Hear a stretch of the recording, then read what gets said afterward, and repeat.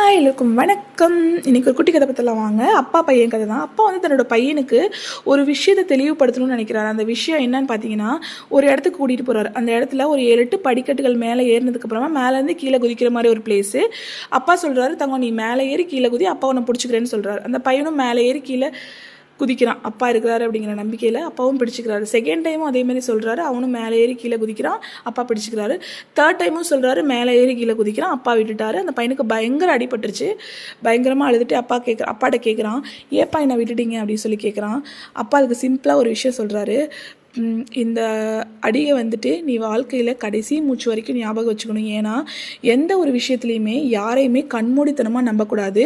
இவங்க நம்ம சொந்தக்காரங்க, இவங்க நம்ம ரிலேட்டிவ், இவங்க நமக்கு ஃப்ரெண்ட்ஸு, இவங்களுக்கு தெரிஞ்சவங்க அப்படின்னு சொல்லிட்டு ஒரு விஷயம் சொல்கிறாங்கன்னா ஒரு வாட்டி இல்லை, அந்த விஷயத்த சொந்த அப்பாவே இருந்தாலுமே 1000 வாட்டி யோசிச்சு தான் நீ இந்த விஷயத்தை பண்ணணும் அப்படின்னு சொல்லி அந்த பையனுக்கு சொல்லித்தராரு.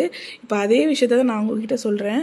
எந்த ஒரு விஷயமா இருந்தாலுமே ஒரு விஷயம் பண்ணுறதுக்கு முன்னாடி ஒரு வாட்டி இல்லைங்க, 1,00,000 வாட்டி நம்ம யோசிச்சு பண்ணினா தான் அந்த விஷயம் கரெக்டாக வரும். அதுக்கு மேலே தப்பு வந்துச்சு அப்படின்னா நம்ம அதை சரி பண்ணுற அளவுக்கு நமக்கு தைரியம் கண்டிப்பாக இருக்கும். இல்லாத பட்சத்தில் நம்ம ரொம்ப கஷ்டப்படுவோம். பார்த்து எந்த விஷயமா இருந்தாலும் பண்ணுங்கள். தேங்க்யூ.